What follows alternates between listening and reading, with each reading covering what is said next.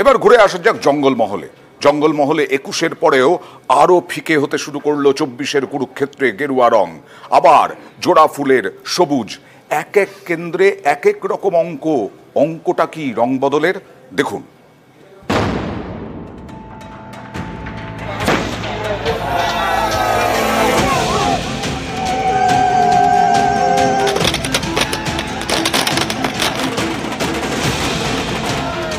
চব্বিশে ফের বাংলায় সবুজ সুনামি।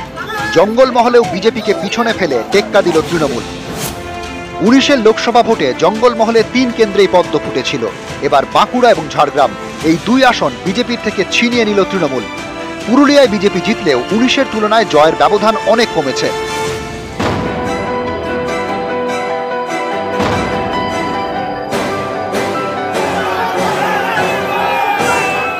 19-এর ভোটে এই কেন্দ্রে যেতেন বিজেপির সুভাষ সরকার, কেন্দ্রীয় মন্ত্রীও হন, কিন্তু এবার হেরে গেলেন।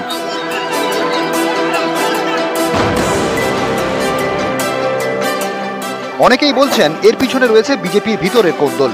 বারবার এই বাঁকুড়ায় বিজেপির গোষ্ঠী কোন্দল প্রকাশ্যে এসেছে।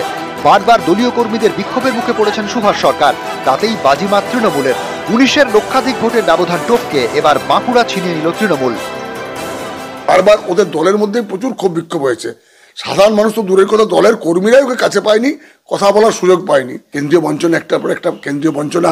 21 সাল থেকে রাজ্যের প্রাপ্য টাকা আজকে কেন্দ্রীয় সরকার দিচ্ছে না। তৃণমূলের দ্বিচারিতার কারণে, আজকে তাদের দুর্নীতির কারণে এই ধরনের প্রকল্পের যে কেন্দ্র সরকারের যে বরাদ্দকৃত অর্থ, সেই বরাদ্দকৃত অর্থ কিছুখানি বন্ধ অবস্থায় রয়েছে। তার জন্য দায়ী তৃণমূল কংগ্রেস। একজন সাংসদ বা একজন কেন্দ্রের মন্ত্রী থাকা অবস্থায় তার কাছে এতটা সময় থাকা সম্ভব নয় যে সাধারণ মানুষের কাছে একেবারে বুথ অনুসারে তিনি প্রবাস করতে পারবেন।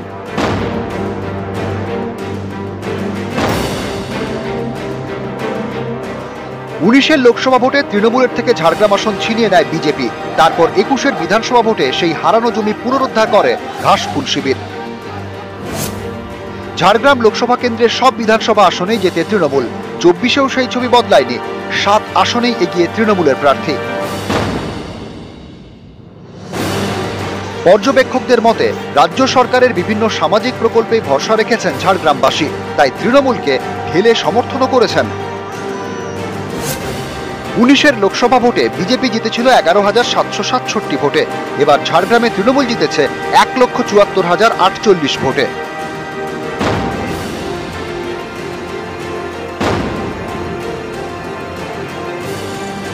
পুরুলিয়া মানেই শাল, শিমুল, পলাশের জঙ্গল। জঙ্গলমহলের এই কেন্দ্রে পদ্ম ফোটে। এবারও বিজেপি আসনটি ধরে রেখেছে, কিন্তু ব্যবধান অনেকটাই কমে গিয়েছে।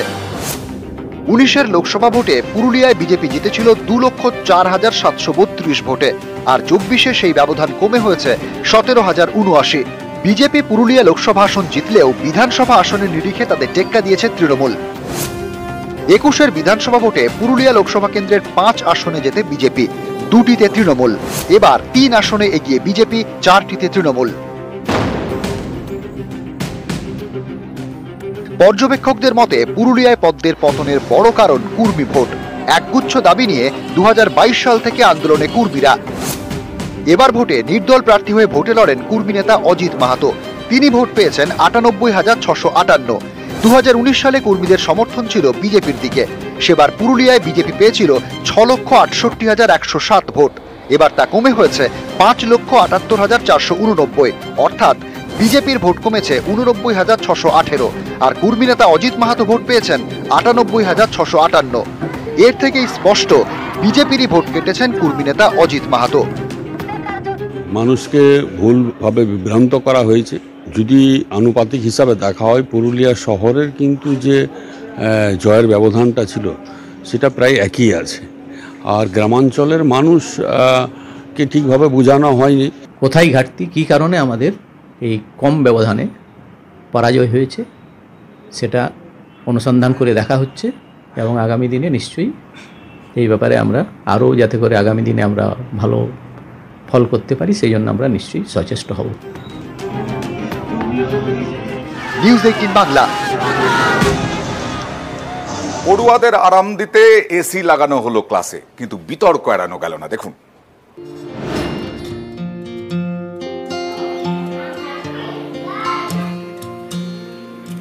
গ্রামের স্কুল, ক্লাসরুম ঠান্ডা করছে এসি। এ ছবি নদিয়ার রানাঘাটের দোহারপাড়া প্রাইমারি স্কুলের। সরকারি স্কুলেই চলছে এসি। স্কুলের শিক্ষকরা নিজেদের খরচে ক্লাসরুমে এসি লাগিয়েছেন বলে দাবি।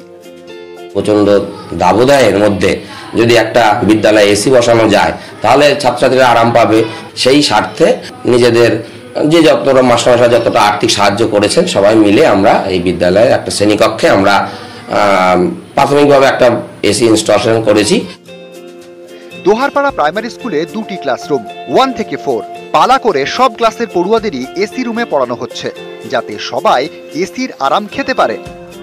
এসি লাগানো হয়েছে, তাতে কি সুবিধা হচ্ছে? গরম থেকে ঠান্ডা হয়ে আছে স্কুলের ভিতরে, আর সকলের ছাত্রীদের ঠান্ডা পড়াশোনা ভালো হয়। আর আগে স্কুলে আসতে ভালো লাগতো না, এখন এসি হয়ে ভালো লাগে। আগে গরমের দিনে আসতেই যেত না, এখন বলো মা রোজ স্কুলে যাব। স্কুলে আসলে আর যে মানে ছুটে যায় তা বলো মা স্কুলে থাকি। এটা মানে খুব ভালো উদ্যোগ। কয়েক সপ্তাহ আগে তাপপ্রবাহ দেখেছে নদিয়া, এখনো তার রেশ রয়েছে। সকাল থেকেই বেশ গরম, কিন্তু ক্লাসরুম একেবারে ঠান্ডা ঠান্ডা কুল। স্কুলে গেলেই এসির ঠান্ডা, আরামই আরাম। কিন্তু এর আরেকটিও দিক আছে বলে অনেকে মনে করছেন, সেটা হচ্ছে স্বাস্থ্যের দিক এবং অবশ্যই দূষণ। বাড়িতে গিয়ে তো সেই এসিটা পাচ্ছে না।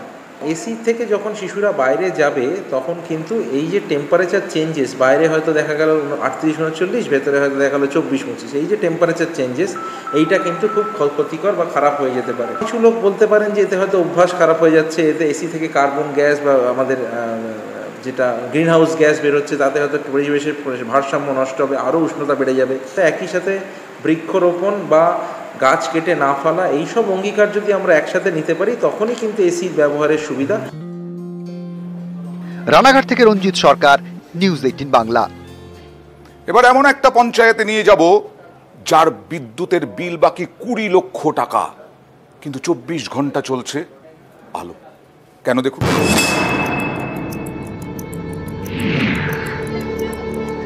দিনের বেলাতেও রাস্তার আলো জ্বলছে, নেভানোর কোনো বালাই নেই। এ ছবি শিলিগুড়ির নকশালবাড়ি গ্রাম পঞ্চায়েতের। 6 মাস আগে 1 কোটি টাকা খরচ করে নকশালবাড়ির রাস্তায় লাগানো হয় আলো। সাতভাইয়া মোড় থেকে পানিঘাটা মোড় হয়ে হাসপাতাল মোড়, এছাড়া কলেজ মোড়, রথখোলা মোড় হয়ে কটিয়াজোত মোড় পর্যন্ত বসানো হয় স্ট্রিট লাইট। অভিযোগ, এই লাইট নাকি 24 ঘন্টা ধরেই জ্বলে, দিনের বেলাতেও নেভানো হয় না। এটা বিদ্যুৎ অপচয় হচ্ছে, তো এটা চাই আমরা যে সন্ধ্যাবেলা সময় থেকে নিয়ে রাত্রিবেলা চলুক, দিনের বেলা যেন না চলুক। দেখেন দিনের বেলা চলে এটা কোনো ইলেকট্রিসিটি ভুলের কারণে এটা নষ্ট হয়ে যেতে পারে, তাছাড়া এটা বেকার ইলেকট্রিসিটি নষ্ট হচ্ছে। তৃণমূল পরিচালিত নকশালবাড়ি গ্রাম পঞ্চায়েতের প্রায় 20 লক্ষ টাকা বিদ্যুতের বিল বাকি বলে অভিযোগ। তারপরেও দিনের বেলা রাস্তার আলো জ্বলে কেন? এতে তো বিল যেমন বাড়ছে তেমনি বিদ্যুতের অপচয়ও হচ্ছে। দিনের বেলা আমাদের লাইটের প্রয়োজনটা কি? সম্পূর্ণভাবে এটা গাফিলতি বলতে পারেন, যে যারা এই দায়িত্বে আছেন তাদের গাফিলতি বলতে পারেন। আজকে আমরা গরিব মানুষরা দিনের পর দিন জিপিতে ট্যাক্স পে করছি, সেই ট্যাক্সের টাকা থেকে ইলেকট্রিক বিল পরিশোধ হয়, সম্পূর্ণই গাফিলতি। খবর পাওয়া গেছে যে সেই বাজপুরে যে লাইট যে কানেকশন, সেই টাইমারটাই নষ্ট হয়ে গেছে।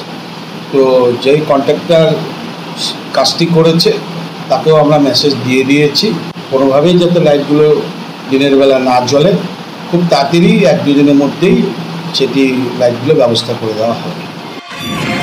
নিউজ 18 বাংলা। তিস্তা ফুঁসছে, কোথাও রাস্তায় ধস, কোথাও স্টেডিয়াম জলের তলায়। দেখুন।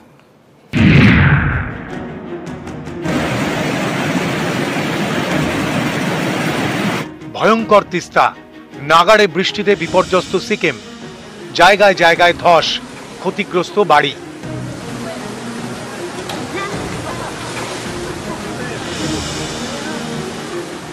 উত্তর সিকিমের মঙ্গন, এখানে তিস্তা ফুঁসছে। জলের তোরে লালবাজারের কাছে রিমিত খোলায় ধস নামে রাস্তায়। এর ফলে মঙ্গনের সঙ্গে সিকিমের বাকি অংশের সড়ক যোগাযোগ বিচ্ছিন্ন।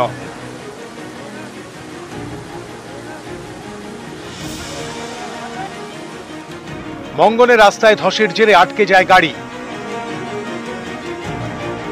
উত্তর সিকিমের সিংতাম এবং শেরওয়ানির মাঝে রাস্তায় ধস নামে।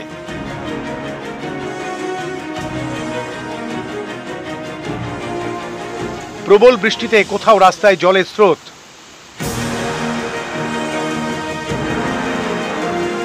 কোথাও রাস্তার অবস্থা এতটাই খারাপ যে ঠেলে নিয়ে যেতে হয় স্কুটার। প্রবল বৃষ্টিতে ক্ষতিগ্রস্ত হয়েছে একাধিক বাড়ি। দক্ষিণ সিকিমের মেল্লি স্টেডিয়াম, এই স্টেডিয়াম এখন ভাসছে।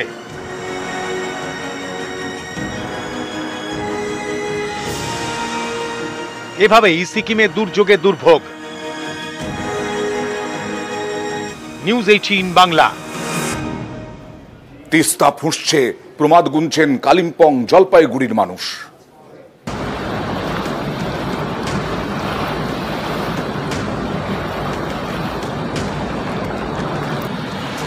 উত্তর সিকিমের অবিরাম বৃষ্টি জের আবারও ভয়াবহ রূপ নিল তিস্তা। এজন্য 2023-এর 4 অক্টোবরের স্মৃতি ভেসে এলো তিস্তা পাড়ের বাসিন্দাদের চোখে মুখে। উদ্বেগ উৎকণ্ঠেই কালিম্পংয়ের মেল্লি এবং তিস্তা বাজারের বাসিন্দাদের। पहला आया जो बाढ़ उसमें तो सब ले गया, रात भर सुहा नहीं कोई सामान निकला है, वहाँ पर बैठा रहे ये सब कागज पत्र। 23 অক্টোবরে সিকিমে মেঘ ভাঙা বৃষ্টি হয়, এর জেরে ভয়ঙ্কর রূপ নেয় তিস্তা। তিস্তার তাণ্ডবে লণ্ডভণ্ড হয়ে যায় বাংলার কালিম্পং সহ বিভিন্ন এলাকা।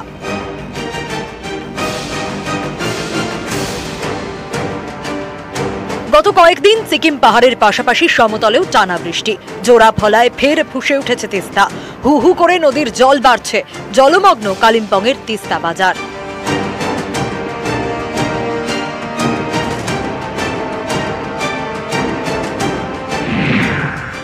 মেল্লিতে ধসে গেল বাংলা সিকিম লাইফলাইন 10 নম্বর জাতীয় সড়কের একাংশ।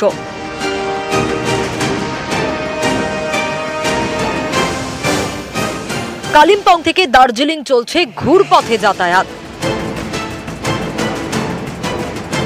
জল ঢুকেছে কালিম্পংয়ের 27 মাইলের বাঙ্গে গ্রামে। গ্রামের একাধিক বাড়ি এখন জলের তলায়। তিস্তার রুদ্র রূপে ভয়ে কাঁটা নদী পাড়ের বাসিন্দারা। सिक्किम के बारिश होने हुआ ना उधर, तो इसीलिए ये सब इधर डैमेज हुआ है। और ये हम लोग तो यही पे ऊपर ड्यूटी में थे, देखे तो इतना बड़ा आया हुआ है। अब देखिए अभी ये टाइम में ऐसा है, अब रेनी सीजन में कितना होगा। সমস্যাটা আমাদের এইখানেই যে আমাদের মাঠে এখনো প্রচুর বাদাম ভুট্টা পড়ে আছে আমাদের, কিন্তু এখন যেভাবে জলটা বাড়তেছে তাতে আমাদের এই ফসল নিয়ে আমরা খুব চিন্তিত। নদী পাড়ের বাসিন্দাদের সরানোয় জোর প্রশাসনের। তিস্তার চর এলাকা থেকে সরানো হচ্ছে বাসিন্দাদের। তিস্তার সংলগ্ন এলাকার সকল জনসাধারণকে নিরাপদ স্থানে থাকার জন্য অনুরোধ করা হচ্ছে। আমরা এর মধ্যেই আপনারা দেখছেন যে মহকুমা স্তরে এবং ব্লক স্তরে কন্ট্রোল রুম চালু করে দেওয়া হয়েছে। যে জায়গাগুলোর একটু নিচু আছে, লো লাইং এরিয়াস, সেই জায়গাগুলো অলরেডি আইডেন্টিফাইড রয়েছে। তো সেইগুলোকেও, গবাদি পশুগুলিকেও আমরা সরানোর উদ্যোগ নিয়েছি। নাথুয়ার চর থেকেও এই মুহূর্তে লোক সরানোর কাজ চলছে। নজরদারিতে খোলা হয়েছে কন্ট্রোল রুমও।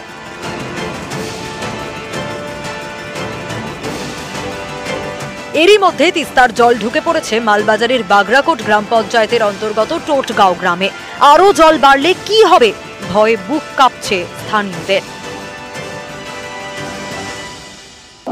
नदी घुस गया, पूरा पानी भर गया है, पूरा घर के अंदर पानी आ गया। हाँ, तो यहाँ पर रहना इस बात का बरसात में बहुत मुश्किल है। এদিকে তিস্তার পাশাপাশি জল বাড়ছে ডায়না সহ উত্তরবঙ্গের একাধিক নদীর। জলপাইগুড়ির নাগরাকাটা ব্লকে ব্রিজের উপর দিয়ে বইছে নদীর জল।